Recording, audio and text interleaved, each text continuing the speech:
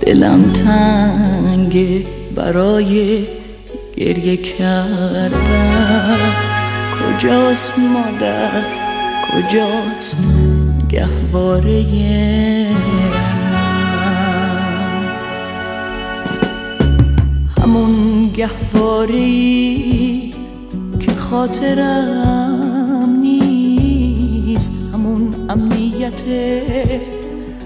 حقیقی و راست، همون جایی که شاهزاده قصه همیشه دختر فقیر رو میخواست، همون شهری که قد خود من بود از این دنیا، ولی خیلی بزرگتر، نه ترس سایه بود نه وحشت باد، نه من گم می شدم. لباس های رنگارنگ به رقص آمدند، در و دیوار خانه به زبان، خاطراتش می شکافد درون از هم پاشیدم را.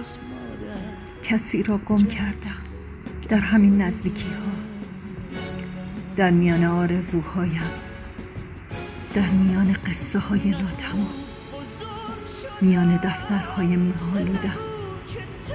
مادری داشتم زیباتر از زیبا، اینجا بود، همین نزدیکی ها، در میان قصه هایم. نسیمی میوزد، عطری آشنا به مشامم میرسد. مادر می آید، آب و جارو میکنم، مادر می آید. سالها قبل مادر می آمد، مادر می آمد و من در تلاطم امواج خاطراتش غوطه‌ور می شدم.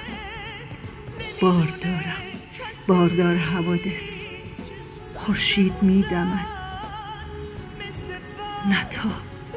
نتاب خورشید. مادر رفت. آن روز سپیده دمید. پدر تنها از بستر برخاست و به چشمانم خیره شد. سخنی برای گفتن نداشتی جز دیدار پرنده‌ای که در قفس نماند. نه گریه های دوری را شنید، نه فریاد حسرت. آرام به پرواز درآمد. در آن سپیده دم من به چشمانش خیره شدم. سخنی برای گفتن نبود. پرنده زیبا جز رفتن به چیز دیگری فکر نمی کرد. به آغوش کشیدمش، در آغوش جا نگرفت. دیگر مادر نبود. مریم ناجی، مریم پاک، چرا به یاد این شکست تن نیست؟ تو اگبار هراس و بی‌پناهی، چرا دامن سبزش چتر من نیست؟ دلم تنگه برای گریه کردن. کجاست مادر، کجا